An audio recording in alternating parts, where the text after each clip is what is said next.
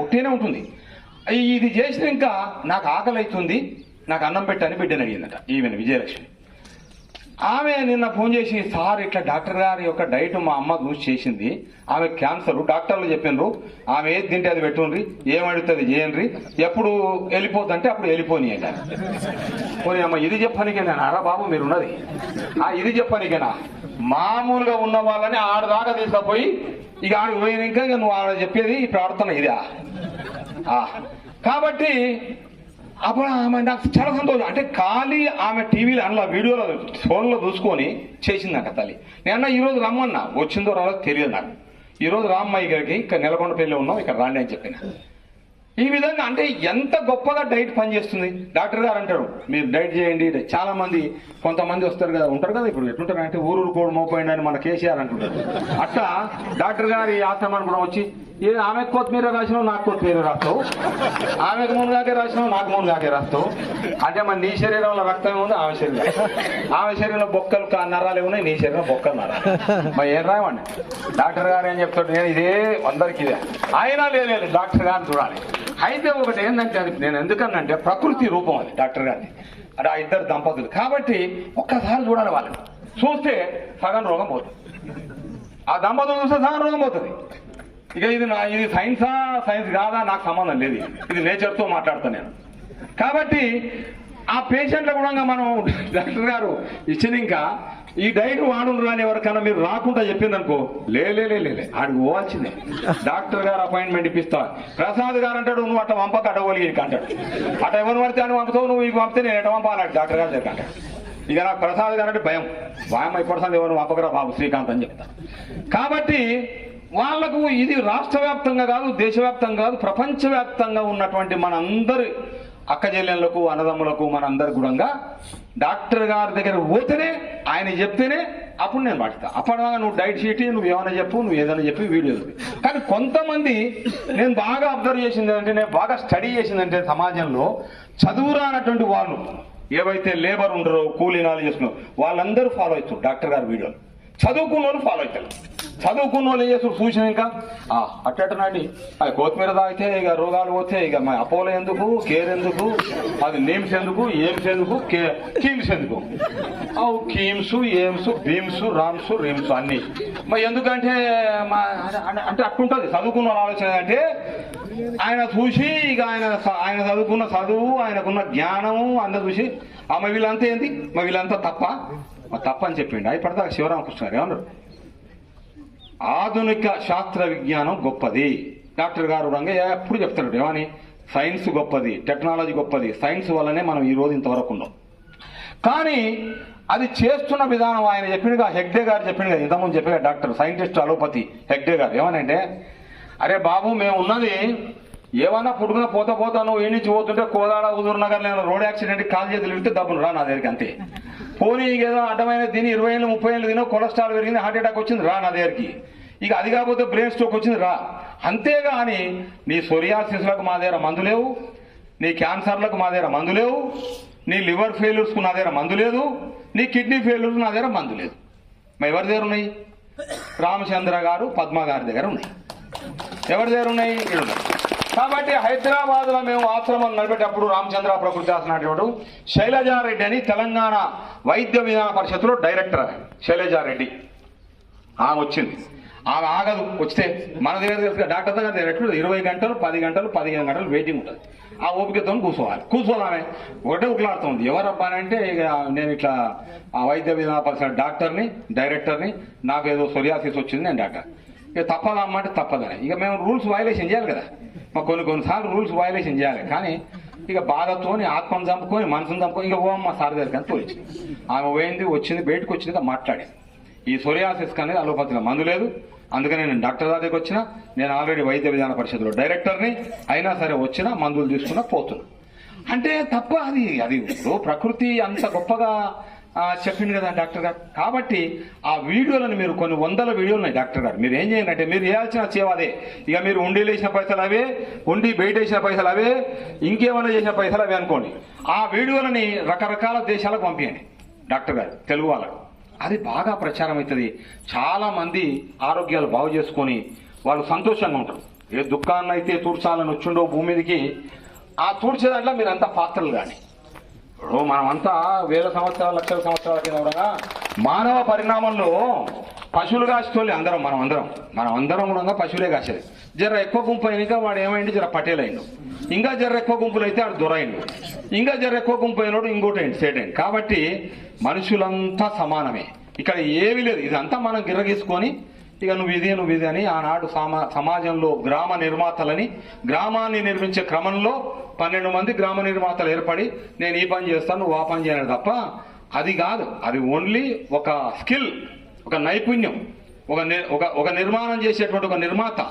మట్టి పాత్రలు చేసేటువంటి అతను మట్టి పాత్రలు చేసే నిర్మాత, గోడలు పెట్టి అతను గోడలు పెట్టి నిర్మాత, వ్యవసాయం చేసే అతను పంట పండించేతడు ఒక పంట పండించే నిర్మాణం. అంతే తప్ప ఇప్పుడు ఇక మనిషికి తెలుసు కదా ఈగోలు, సూపర్ ఈగోలు, ఇంకేముంటాయి సైకాలజీలో. కాబట్టి ఇట్లాంటి ఈగోలను వచ్చేసేసి మనం కాబట్టి మనుషులను ప్రేమించాలి. మనుషులను ప్రేమించడానికి చాలా అత్యంత సిద్ధార్థ యోగ విద్యాలయం యొక్క సిద్ధాంతం ఏదంటే సమానత్వం, సహజత్వం, ప్రేమ. సమానత్వం, సహజత్వం, ప్రేమత్వం, ఈ 3 అంశాలు ఇంకా రాసుకోండి, గోడ మీద రాసి పెట్టుకోండి. అది సిద్ధార్థ యోగ విద్యాలయం యొక్క ఒక సిద్ధాంతం. ఈ సిద్ధాంతాన్ని తీసుకొని మనం ప్రయాణం చేసినట్టయితే మన కళ్ళ ముందలే మన దేశం ఎప్పుడు నేను డాక్టర్ గారితో అనేది ఈ హాస్పిటల్స్ అన్ని హైదరాబాద్ ఉన్న హాస్పిటల్ అన్ని ఇవన్నీ కూరగాయల మార్కెట్లు కావాలి, ఎప్పుడైతే నేను చూడాలి అనండి. నవ్వుతుండేది నేను చెప్తే. ఈ సూపర్ ఏవైతే కీమ్సులు ఏమ్సులు ఉన్నాయో ఈ మొత్తం కూరగాయలు అవో ఇవో ఉంటాయి కదా, ఏమంటారు మేమే మోర్ మార్కెట్లా ఏమంటారు కదా, అవే ఆ సూపర్ మార్కెట్లో అయిపోవాలి, అవి హాస్పిటల్ ఉండొద్దు. ఏం బాధ, ఏం దుఃఖం, ఏం ఏడుపులు హాస్పిటల్ పోతే ఎంత అది అత్యంత దారుణమైనటువంటి. అసలు ఇక అడిగి పోతే మనం కూడా ఏడుస్తాం, ఎవరైనా సరే మనసున్న మనిషి ఎవరైనా సరే. అలాంటి హాస్పిటళ్లను మనం పోయి కార్పొరేట్ల రంగంలో చూసినట్టయితే ఖచ్చితంగా మనం ఏడ్చి తీరుతాం. ఇక భరించలేము వాళ్ళ ఏడుపు చూసి. మరి ఇంత గొప్పగా ఈడ క్యాన్సర్ నుంచి క్రియాటిన్ దాకా అసలు తగ్గని రోగం అంటూ లేదు. సిద్ధార్థ యోగ విద్యాలయం కానీ, రామచంద్ర ప్రకృతి ఆశ్రమం కానీ, డాక్టర్ దంపతులు చేస్తున్నటువంటి ఈ యొక్క వాళ్ళ యొక్క పరిశోధన ఫలితం, వారి యొక్క ప్రయోగాల ఫలితం చేసి ముందర పెట్టారు.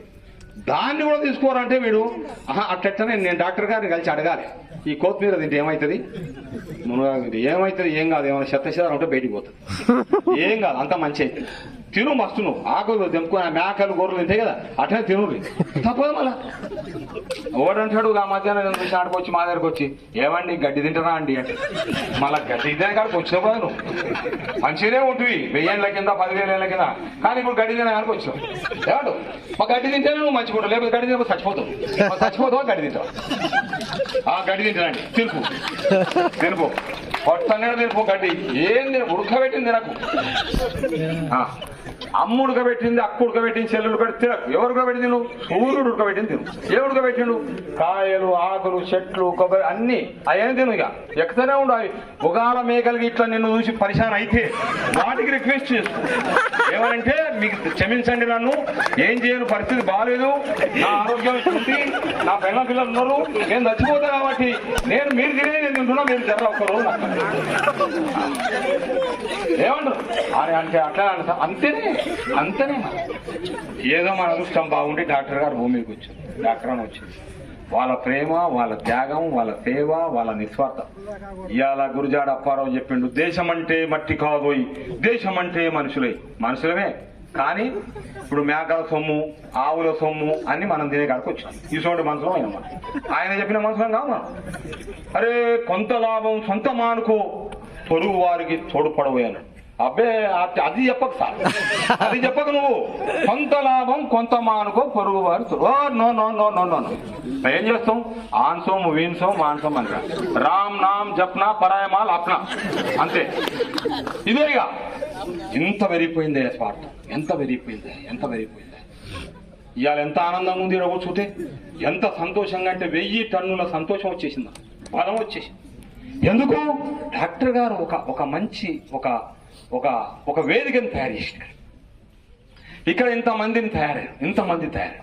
కాబట్టి ఇప్పటికైనా కొద్దిగా మనం మారాలి. మారపోతే డాక్టర్ గారు చెప్పి అలసిపోతారు తప్ప మనం ఇది కాదు.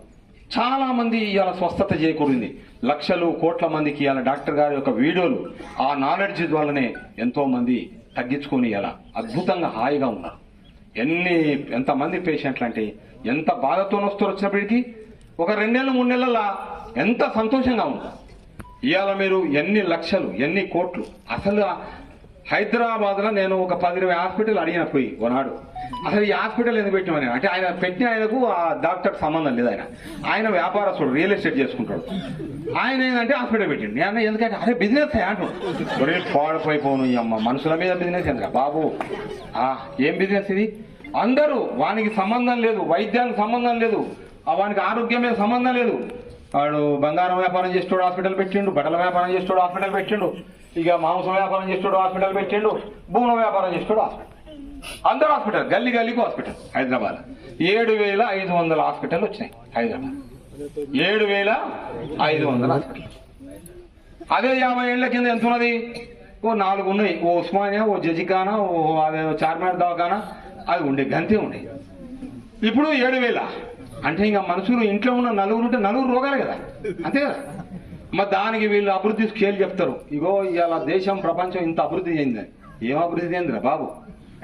ఒకడేమో పొద్దున షుగర్ రోగం వస్తే ఆడు ఏం చేయాలి? ఇప్పుడు షుగర్ రోగం రాగానే చెప్పేది ఏంటి? వాళ్ళు పొద్దున ఒక ఇడ్లీ తినాలి, మధ్యాహ్నం 12 గంటలకు 2-3 కుక్క బిస్కెట్ తినాలి, మళ్ళా 3 గంటలకు మళ్ళా మీరు ఒక పండు తినాలి. ఏది? బత్తాయి పండు. రాత్రి ఈ తిండి తినడానికి సచ్చింది మేలు అనుకుంటారు. ఈ తిండి తినే బత్తా ఇదేం కదా. అదే డాక్టర్ గారి దగ్గరికి వస్తే హాయిగా 3 నెలల షుగర్ అవుట్, గోళీ లేదు, ఏది లేదు, ఇన్సులిన్ లేదు. 70 ఇన్సులిన్ 80 ఇన్సులిన్ ఉన్న సాక్ష్యం అమరావతి సాక్ష్యం అసలు తగ్గిపోయింది. మాకు గోళీ కూడా వాడతలేము. మేము మంచిగా పొద్దున మంచిగా 2-3 జొన్న రొట్టెలు తింటున్నాం, మధ్యాహ్నం మంచిగా వేడివేడిగా అన్నం తింటున్నాం, రాత్రి మళ్ళీ పండ్లు తింటున్నాం. పండ్లు ఎవరంటే డాక్టర్ గారు కాదు, పండ్లు అంటే డాక్టర్ గారు అంతే. పండ్లు తింటున్నాం ఏమంటే మంచిగా ఉంది. పొద్దున గంట సేపు ఎక్సర్సైజ్ చేస్తున్నాం, హాయిగా ఉన్నాడు. మరి షుగర్ ఇన్సులిన్ అన్ని పోయినాయి, దరిద్రం పోయింది ఆయన మొత్తం శని వదులుకున్నాడు. అంటే ఎంత దారుణంగా అంటే మీరు ఫస్ట్ మెట్ఫామ్ను అలవాటు చేసి 500 మెట్ఫామ్ గోల్ ఇచ్చి దాని పేరు అదులెక్స్ అని చెప్పి, దాని పేరు జానుమెట్ అని చెప్పి, దాని పేరు గ్లైకోమెట్ అని చెప్పి, అండ్ల కలిపేది మెట్ఫాము, దాంట్లో పేర్లు 1000 రూపాయలు. అదే విష్ణు సహస్రనామం చదువుతారు కదా, అట్లా పెట్టి అందులో ఉన్నది మెట్ఫామ్ కెమికల్. ఆ తర్వాత అది 500 పనిచేయదు, 1000 పని చేయకపోతే 2000 పని చేయదు. ఇన్సులిన్ అంతా పొద్దున 10 యూనిట్లు, సాయంత్రం 10 యూనిట్లు. అది కూడా కొన్ని రోజులకు పని చేయకపోతే 3 సార్లు 20 యూనిట్లు, 60 యూనిట్లు.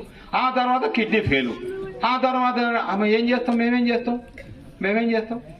కిడ్నీ ఫెయిల్, డయాలసిస్ కనుక మళ్ళీ మేమేం చేయలేం. లాస్ట్కి ఏంది ఉంటే ఇప్పటిదాకా విజయలక్ష్మి చెప్పలే, మా అమ్మ క్యాన్సర్ సార్ పోతే ఆ బసవతారంగం పోతే లాస్ట్కు ఇక ఆమెను ఎందుకు ఇబ్బంది పెడతావు, తినని ఆమె ఇష్టం ఏమైనా చేసుకుని పోయేటప్పుడు తొందరగా పంపించేసి ఒరని అమ్మ. ఇప్పుడు ఇది కూడా అంటే 7 మామూలు షుగర్ వచ్చినోడిని అక్కడే ట్రీట్మెంట్ చేయకుండా వానికి నువ్వు ఇలా ఉన్న నేలకొండపల్లి ఉన్నటువంటి వ్యక్తిని చక్కగా బొంబాయి దాకా దొరకపోయి బొంబాయిలో చక్కగా వదిలిపెట్టేసి ఇక నేను ఏం చేయలేను రా కిడ్నీ డయాలసిస్, అది 8 రోజులకు 15 రోజులు, తర్వాత 8 రోజులు, వారం రోజులు, తర్వాత 3 రోజులు, తర్వాత 1 రోజు ఏమి. ఆ తర్వాత ఏంది ఇక నీ ఇష్టం రా, ఎప్పుడన్నా పో, ఇంటికి పోయి పో, ఈడ కాదు ఈడ పోతే మళ్ళా మాకు సాగుగా.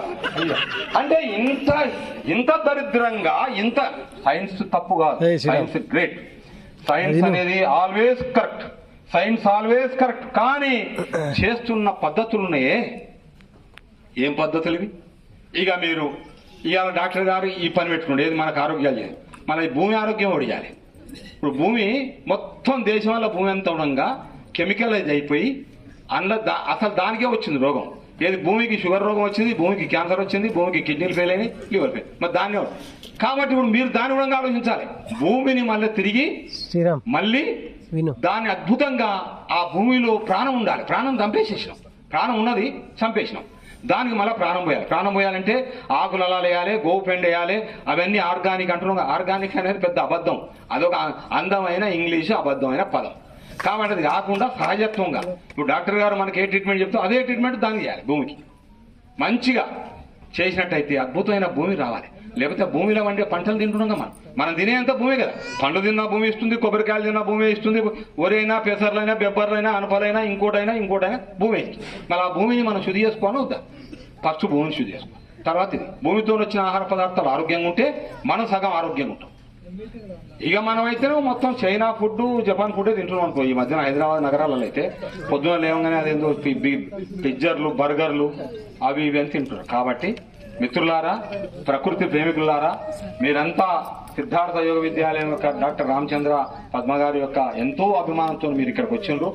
మీరు గమనించండి, చాలా మందికి చెప్పండి అనవసరంగా హాస్పిటల్లో పోదు. అరే ఇండ్లల్లో ముక్కులు గారితే అరే ముక్కులు గారంగానే భార్య ఊకోదు భర్తని, ఏమైనా ముక్కు గారుతున్న పిల్లగానికి బాగా యశోద కంటాడు. ముక్కు గారితే ఏమవుతుంది?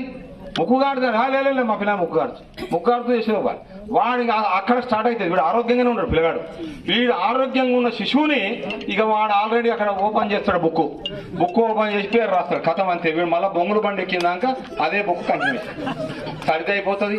సర్దికి ఇచ్చిన కోల్డ్ డ్రింక్ టాబ్లెట్లు అయిపోతాయి. ఆ తర్వాత డ్రాప్స్ వేస్తాడు. ఆ తర్వాత ఇంజక్షన్ ఇస్తాడు. ఆ తర్వాత ఏమంటాడు, ఇక అది బ్రాంకైటిస్ వచ్చేసింది అంటాడు. ఎప్పుడు 20 ఏళ్ల తర్వాత. వాడు మంచిగా ఉన్నాడు. మంచిగా ఉన్నోని ఈయన మాటలు పెట్టుకుని ఆడదారు. బ్రాంకెట్ అది వామ బుక్తే అయిపోతుంది. తల్లి వామ బుక్తే పాలిస్తే పిల్లకు సర్జరీ ఉంటుంది. ఇక డాక్టర్ గారు ఎన్నిసార్లు చెప్పాను, సొంటి వామ మిరియాలు ఇవన్నీ తల్లి బుక్తే పిల్లకు అద్భుతమైన పాలు కదా. ఎన్నిసార్లు చెప్పే మీరు ఎందుకు ఆలోచించారు? అస్సలు అదే అది కరెక్టా కాదని వీడికి రావాలి. వీడికి వచ్చి డాక్టర్ గారి యొక్క బుర్ర తినాలి. బుర్ర తిన్నాకనే అప్పుడు మనకు ఆనందం. అయినా మళ్ళీ 1,00,000 సందేహాలు. ఓహో మళ్ళీ ఇట్ట చెప్పినా మళ్ళీ ఆడెందుకున్నారు వాళ్ళు ఎందుకు పెద్ద పెద్దోళ్ళు. కాబట్టి చిన్న చిన్న పిల్లలకు ముఖ్యంగా మీరు చేయాల్సింది ఏంటంటే పెద్ద ప్రచారం. డాక్టర్ గారు చెప్పిందంట, పిల్లల్ని హాస్పిటల్ తీసుకుపోవచ్చు సాధ్యాంతరం. ఎమర్జెన్సీ అనేది మాకు తెలుస్తుంది. అంతే తప్ప సర్దికి దగ్గుకు మోషన్ రాకపోతే ఏమని అమ్మాయి పండ్లు తింటే సగం రోగాలు పోతుంది డాక్టర్ గారు చెప్తే. నాకు ఒక ఈపున గడ్డ అయింది ఎప్పుడు ఒక 6-7 ఏళ్ల కింద. అప్పుడే డాక్టర్ పరిచయం అయినా. ఈపున గడ్డ ఇంకా నాకు విధంగా అందరు మీరు పోయినట్టే మా అందరం పోవాలి కదా దవాఖాన సార్ కాడికే కార్పొరేట్. నన్ను యశోదో తోలకపోతే ఆయన ఉంటాడు, రెడ్డి ఉంటాడు. ఆయన పేరు ఉండదు, ఆయన పేరు షార్ట్ కట్ ఉంటుంది. ఆ రెడ్డి చూసిండు, అరే ఇది డేంజర్ గడ్డ రా ఇది గడ్డ మంచిది కాదు, ఇది క్యాన్సర్ ఉండొచ్చు, ఇంకోటి ఉండొచ్చు ఇది అన్నాడు. ఇది ఆపరేషన్ చేయాలి, 4 లక్షలు అయ్యాను. అదే ఇంటికి వచ్చి నాకు డాక్టర్ గారు అప్పటికి పరిచయం కాబట్టి నేను డాక్టర్ గారు ఫోన్ చేశాను. డాక్టర్ గారు అంటే వద్దు నువ్వు ప్రయోగం చేయకు, నువ్వు ఎందుకైనా మంచిది, ఏమో మళ్ళీ మంచి ఏదో చెడు డాక్టర్ అంటే లేదు, క్వశ్చనే లేదు. మనం ఎప్పుడైతే సిద్ధార్థ యోగ విద్యాలయం రామచంద్ర ప్రకృతి ఆశ్రమం జిందాబాద్ అన్నామో, పోయిన ఇళ్ళనే పోవాలి, ఉన్న ఇళ్ళనే ఉండాలి. మళ్ళా కొత్త పాట వాడేది లేదని చెప్పి నేనేం చేసినా, ఏం చేయమంటావు చెప్పు డాక్టర్ గారు. ఏం లేదు, పొద్దున సాయంత్రం పుట్టమట్టి తెచ్చి ఆ పట్టి మెత్తగా మట్టి నానబెట్టి దాన్ని ఇంత బిల్లలేక చేయి, గోధుమ రొట్టె ఉంటుంది కదా, చేసి ఆ పట్టి ఈపినాయి అన్నాడు. నాకు అందదు. ఇక మా ఇంటికాడ పిల్లలు ఏం చేసారు, వేస్తే పొద్దున గంట సేపు సాయంత్రం గంట పెడు గోధుమ గడ్డి జ్యూసు. 13 రోజు నాడు మొత్తం గడ్డ పగిలింది, మొత్తం పోయింది. దాని ఫోటోలు తీసారు, మా వాళ్ళంతా బయట పెట్టారు. పోనీ అమ్మాయి ఇక నేను అనుకున్నాం బట్టి ఎంత గొప్పగా చెప్పింది చేస్తున్నాయి. మళ్ళా ఫోన్లోనే చెప్పింది డాక్టర్ గారు. మళ్ళీ ఆ మాట మొత్తం ఫోటో చూపించిన డాక్టర్ గారు. కాబట్టి నమ్మితేవా నువ్వు ఏమరపాటు ఉంటివా, ఇక వాళ్ళ హంగామా చూసి మీరేమన్నా ఆయన అమెరికా డాక్టర్, ఈయన జపాన్ డాక్టర్ అంటే కొంపలు మునిగిపోతాయి. కొంపలు మునిగితాయి, మనం పోతాం. ఇల్లు గుల్ల, మన దొడ్ల పశువులు పోతాయి, గొర్రెలు పోతాయి, మేకలు పోతాయి. అన్ని అమ్ముకున్నా మన రోగాలు దెబ్బకావు. కాబట్టి ఇప్పటికైనా డాక్టర్ గారు ఇంతగానో 23 ఏళ్ళు వాళ్ళు దంపతులు ఎన్నో అవమానాలు, ఎన్నో బాధలు, ఎన్నో కష్టాలు, ఎన్నో నష్టాలు ఉండవా? ఒక్కరికి అన్నం పెడితేనే ఇంట్లో పెద్దగా మనం అల్లూరు సీతారామరాజు లేవన్నా పోదిస్తాం. మరి 700 మందికి 1000 మందికి డాక్టర్ గారు వచ్చిన వాళ్ళందరికీ అన్నాలు పెట్టి ఇవన్నీ చేస్తున్నట్టే దాని ఇంకా ఎంత కష్టం ఉంటుంది, ఎంత ఉంటుంది. కాబట్టి మీరు ఆలోచించుకోవాలి. ఆడబోతేనో 1,00,000 కడితే ఏడా కార్పొరేట్ అదే కిమ్స్ రిమ్స్ అవన్నీ కదా. ఆడ వీడికి వస్తేనేమో అసలు ఒక ఉండి పెడతాడు మా డాక్టర్ గారు, మా దగ్గర కూడా ఏమనొద్దు, అది ఉండే పెట్టాలి. ఎవరు ఇష్టం ఉంటేనే వేస్తారు, లేకపోతే అంత అట్లా ప్రజలు ఎన్నడూ మారుతారు డాక్టర్ గారు. ఇప్పటిదాకా మా శివరామకృష్ణ చెప్పినట్టు ఎప్పుడు మారుతారు? మొత్తం మీరు ఆ లుంగి బట్ట అంగి బట్ట కూడా ఇస్తే తీసుకపోనిగా రెడీగా ఉన్నాం. చెప్పండి, మీరు ఇస్తారా చెప్పండి, తీసుకపోనిగా రెడీగా ఉన్నాం. కాబట్టి ఇప్పటికైనా మీరు దండం పెడతా, మీ కాలం ఒకటా ఆలోచించి ఏదన్నా డాక్టర్ గారు వాడు చేస్తున్న కృషిలా మీరు కొద్దిగా భాగస్వామ్యం చేసుకోండి. అది ఎంత ఒక గోలి ఖరీదు. అలోపతిలో పోతే ఒక నెలకు పోతే ఫీజు ఉంటుంది కదా, నెల ఫీజు ఎంత అనుకున్నారు రాడా. ఇప్పుడు కొత్తగా వచ్చారు కొత్త డాక్టర్లు హోమియోపతి. ఆహలు పాపం ఆ మహానుభావుడు షామిల్ హనుమను, ప్రొఫెసర్ కెంటు వాళ్ళ జీవితాలు త్యాగం చేసి శశాస్త్రీయంగా సైంటిఫిక్గా ఒక వైద్య విధానం హోమియో పెడితే దానికి బయలుదేరింది మొత్తం ప్రపంచం. ఏమంటే డయాబెటీస్ హోమియోపతి డాక్టర్, కిడ్నీకి హోమియోపతి డాక్టర్, లివర్కు హోమియోపతి డాక్టర్. ఆయన ఏం చేస్తాడు, నెలకు 3,000 అవి ఇస్తాడు. సార్ ఇది నువ్వు ఇచ్చిన గోళీలు ఏంటివి సార్, ఇవి ఏం మంది అంటే అవన్నీ అడగొద్దు, అందరికి ఎట్టనే ఇస్తున్నావు కదా తెల్ల గోళీలు, అందరికి అట్టనే ఇస్తా. ఏం గోళీ అంటే దాని పేరు నక్స్వామికనా తెలియదు, దాని పేరు సోరినమా తెలియదు, దాని పేరు సల్ఫరా తెలియదు, దాని పేరు లైకోపోడియం తెలియదు. ఏం చెప్తున్నాను, నెలకు 3,000 చిట్టేసుకోవాలి కదా, చిట్టేసుకో. ఇక్కడ ప్రాణత్యాగాలు చేస్తుండ్రు, అక్కడ చిట్టీలు పడుతున్నాయి. అరే మీరు ఆలోచించండి అయ్యా తండ్రులారా, అమ్మలారా, ఎంత బాధాకరం.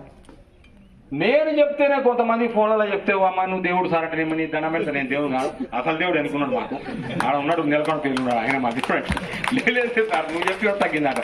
అరే అట్లా అంటే అంత గొప్పగా ఇది ప్రకృతి వైద్యం పనిచేస్తుంది. మనం ఆలోచించాల్సిన అవసరం ఉందా లేదా చెప్పండి. ఉంటే ఒకసారి చేతులు లేపాలి, లేదంటే ఇంకా సరే డాక్టర్ సాబ్ లొంగి అంగి 2 తీసుకొని పోతుంది. శభాష్, వెరీ గుడ్. ఇప్పుడు ఎంతమంది మనం ఈ ఆశ్రమానికి పనిచేయడానికే సిద్ధంగా ఉన్నాం, చేతులు లేపండి. Very good. ఏ రూపకంగానైనా మనం ఓ రూపకంగా మనం ఇక్కడ మనం పనిచేయాలి. ప్రసాద్ గారు, శివరామకృష్ణ చెప్పిగా త్రిపుల్ ప్రసాద్, హరిప్రసాద్ గారు, విజయవాడ ప్రసాద్